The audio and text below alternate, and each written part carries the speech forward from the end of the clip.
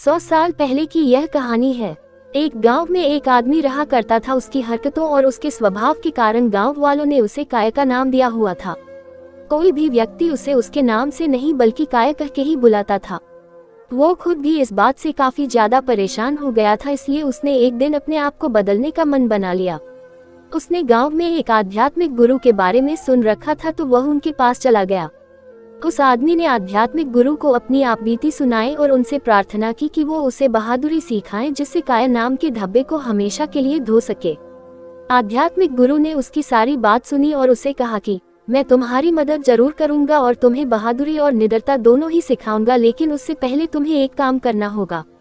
आदमी ने कहा, गुरुजी आप जो कहोगे मैं वह करूंगा, लेकिन मुझे जल्द से जल्द इस काया नाम से छुटकारा पाना है।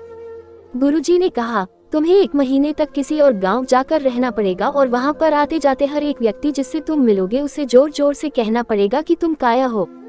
गुरुजी की ये शर्त सुनकर आदमी के चेहरे पर घबराहट और चिंता साफ साफ दिख रही थी, मगर वह कर भी क्या सकता था। वह अपने घर चला आया। कुछ दिन इसी विचार में बीत गए कि मैं यह काम करूं या ना करूं, लेकिन कई दिन तक सोचने समझने के बाद आदमी ने तय किया कि पूरी जिंदगी काया बने रहने से अच्छा है 1 महीने तक गुरुजी का कहा मान लिया जाए।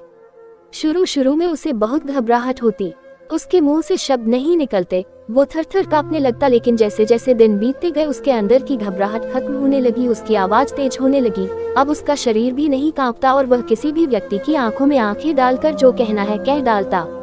1 महीना खत्म होने पर वह आदमी गुरुजी के पास वापस लौटा और उसने कहा, गुरुजी मेरे अंदर की कायरता जा चुकी है, अब मैं किसी से नहीं डरता, अब मैं कुछ भी कर सकता हूँ। लेकिन मेरे मन में एक प्रश्न अब भी है कि यह आपको कैसे लगा कि ऐसा टास्क काम करने पर मैं बहादुर बन जाऊंगा।